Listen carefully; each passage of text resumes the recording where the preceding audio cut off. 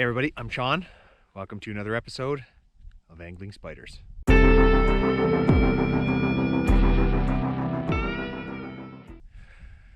Welcome back everybody. On today's episode, I am back at the creek. Did not start here actually. It is currently the middle of March and this is the last weekend that you can ice fish on many of our PP1 and PP2 lakes.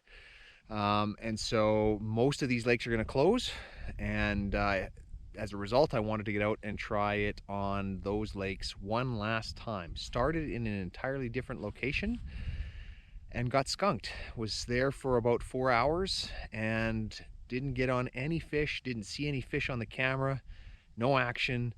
There was very few people there. There were a few people around me and they weren't catching anything, and so decided to pack it up and come back to this spot on the creek that we went to with Bennett because it was on the way home, and we'll give it a shot here. It's now afternoon, so I'm not going to be here that long, but I thought, hey, I'll try to at least not get skunked today. So that's the goal. What I'm going to do is I'm going to show you my setup because I'm alone today. Kieran is at work, and so I'll show you the two different rigs that I'm using, and we'll see if we can get any on the ice. So let's get to showing you what I'm using. Okay, so here is my setup today on the creek. I'm running 2 holes because I'm alone. I can only have 2 rods down, and so decided to test some things out here. So what I've got is 2 different setups. Right in front of me here I've got our homemade jawjackers or hook setters. These were made by Kieran. If you guys haven't seen that video, I'll put a link to that video up in the corner. Sitting on that jawjacker is my Ugly Stick GX2 ice fishing rod. That is a medium heavy rod. The other setup I will show you, it is just over here at the other hole, and for this one I'm using a tip up, and so it's kind of a test here today to see if these 2 different systems will perform the same or different. And so I'm gonna leave them sitting here for a while and let's see if we can get some on the ice. All right, you guys, we did have a flag go off here. As you can see, it's still turning. So I'm gonna try to set the hook on this one. I got him. I got him. I got him. We also had our other rod go off at the same time, I think. But I didn't catch that one. But I got this one. I got this one. Just a little guy. Oh, he got off. Let's see if I can grab him before he goes.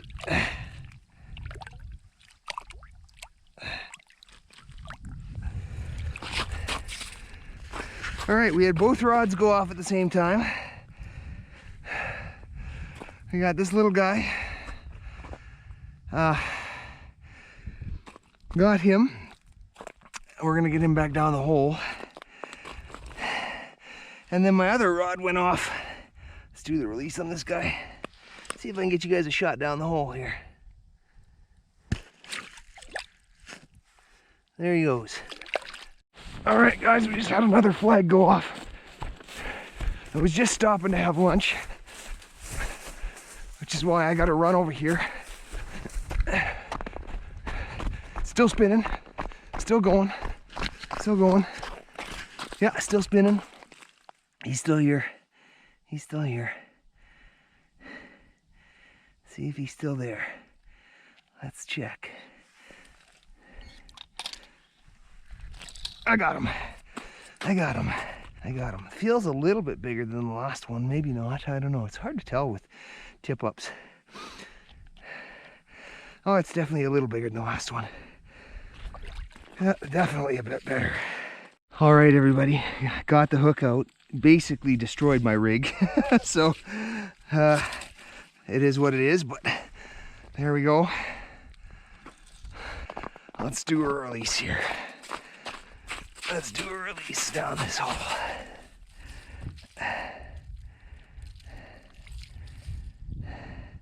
Gone. Okay, so pretty good so far.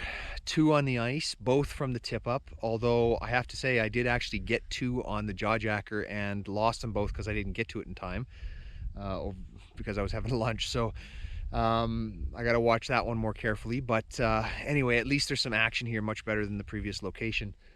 One of the things that I did realize, though, as a result of this is that, you know, we, as many of you know, just started ice fishing last year. We just used tip-ups for the first time this season.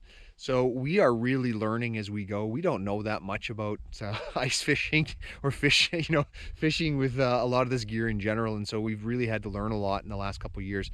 And for some of our viewers, particularly those that don't do a lot of ice fishing, I just realized that since we're new to this stuff, there's probably a lot of you out there that don't necessarily know how to use some of these things, or even what the difference is between a jawjacker and a tip-up. So, you know, given that we're relatively new to this, I thought, hey, why not? Let's run through my setup specifically that I've got today on the tip-up and the jawjacker, and how they work, for those of you that maybe not be as familiar with ice fishing. So let's do that next. All right, so this is my jawjacker, or as they're often also called, hook setter setup. The difference with this one is that in order to use it, you actually have to put a rod into it. And so in this case, I'm using, as I said before, my Ugly Stick GX2 medium heavy ice fishing rod. Basically, it's just a fancy rod holder that sets the hook when a fish bites. Now, what I've done with this one is I'm using a chartreuse jig head, and I've just tipped it with a smelt. And what I'm doing is I put that down the hole, and then I'll show you how this operates if you haven't seen it before. If we lower this down the hole, of course I got a bell on here in case it goes off so that I can hear if a fish is biting. All right, so that's on the bottom. What we do is just lift it a little bit off the bottom and put it into the rod holder. And then we've got a trigger system set up here that's made from a wire coat hanger. And you put that in the end of the rod through the eyelet. That's gonna hold some tension on that rod. And then you take your line and you put it through this hook right here at the end. That's the trigger. So if a fish bites this, what it's gonna do is it's gonna pull this piece that's holding the rod tip straight out. That's going to make the rod lift everything up, and it's going to set the hook. That's why it's called a hook setter or a jawjacker, because it's going to pull on its jaw. Hopefully it's going to set the hook. Now, as I said, this thing's gone off twice today. It did actually set the hook twice. Unfortunately, I didn't get to the rod in time to bring the fish up. So it is working, and that's the setup on that one. Now I'll show you the setup on my tip-up. Okay, so this is my second setup. This is a tip-up, and it's quite different, obviously, than the jawjacker in particularly because it doesn't have a fishing rod. And so instead, what it's got is this spool of line at the bottom of the tip-up, and that's what's going to be acting as your fishing line for this device. In this case, just in case anybody's interested, I have 50-pound braided spider wire. Just in case you get one of those big trophy pike, you want to make sure that you've got strong enough line. Instead of a single hook on this one, I've got what's called a predator rig. And so it's got 2 trebles that come off of a main point. And each of these trebles has a little flasher on it, and on the end of them I've tipped them with anchovies in this case. So I've got 2 anchovies side by side at the end of this predator rig. What you do is you lower this down, and you've got your spool here, and you just need to let out some of your line until you get to your desired depth. Now in this case, this is free spooling. So you've got no tension on this spool. There's no drag. It's just free spooling, and see, if I let it go, the weight of those anchovies will just make that drop on its own. So there's absolutely no tension, and in fact that's how they're designed. So this is another big difference between the tip up and the jawjacker. On the jawjacker, we've actually got tension on the rod to try to set the hook. With this one, because there's no tension, what's going to happen is if the fish takes one of those baits, it's going to run with it, and this line is going to unspool. And so when you guys have seen us in our videos running for our tip ups, what happens is we come running over and you see this this little bit at the top here spinning because a fish is running with the line. And that's how you know you have one, because this little device at the top here is how you set your flag. And so you take your flag, you get your baits to the desired depth. So I'm going to reel it up just a little bit.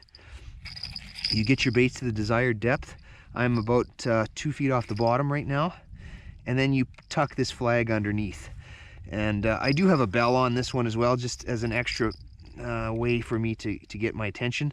You don't need it. But what's going to happen is if a fish grabs one of those baits and starts running with it, this is going to turn. That's going to make the flag slip out like that. It's going to pop up and you know you got a fish on there. So that's the difference between a tip up and a jawjacker.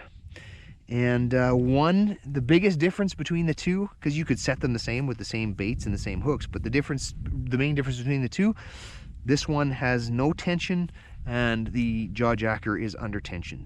Okay, that's some of the main differences between a tip up and a jawjacker.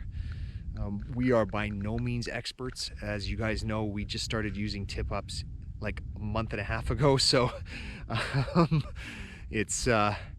we're still definitely novices, but thought I would at least share some of the information, because as we learn, we want to share what we're learning with everybody else. So there you go, a little bit of lesson on some ice fishing gear today. I'm getting a bite here on the GX2.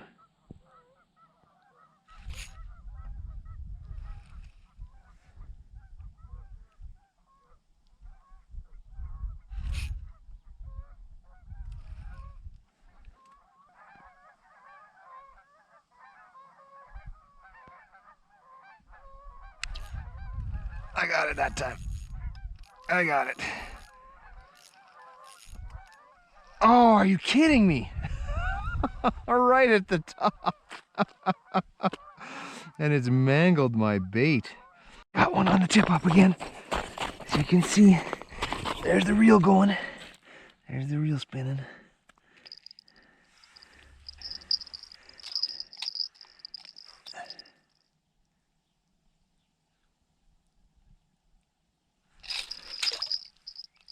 We got him. We got him. We got him. We got him. That feels like a not bad one. Oh, he's running. He's running. Yeah, that feels like a better one. Feels like a much better one. Yeah, there's some fight in that one. I have not seen it yet, but it's got to be getting close. Oh, going for a run. Going for a run. Yeah, that's not bad. It's not bad. It's not huge, but it's not bad. There we go. There we go. Oh, he snagged. He snagged. There we go. Yeah, that's a pretty small one. I don't know, it just felt bigger because it was snagged, I guess, but fish nonetheless, number 3 today. Let's get this little guy back in his hole here. And away he goes. All right, another one for the tip up. Okay, everybody, that's gonna do it for this one. I'm gonna pack it in. Got up really early this morning to go to the first location. Left home at about 5:30 a.m. Drove, fished for 4 hours, didn't catch anything, and decided to come here. So only been here now for about 3 hours, and it's been pretty slow for the last 45 minutes. So it will probably pick up again around the end of the day, what we call prime time, but that's at least another 2.5 hours away. So since it's been such a long day and I've still got a drive back to the city, I think we'll call her there. So thanks for joining me for what could be the final ice fishing session of this spring season. Most of these lakes, as I said, will be closed if the ice holds, and right now it's 2 feet thick, so it's possible that it will. If the ice holds, we might try one more location next weekend at a lake that is open year-round. So that would be a new location for us, and we'll see if the ice holds, and if we do, we'll give it a shot. Otherwise, we will be looking for some things to do between now and when the season opens again in May. So you can look forward to possibly some different episodes from Kieran and I. All right, that's gonna, as I said, gonna do it for today. Remember, guys, if you liked the video, smash that like button, hit subscribe, and until next time, good fishing.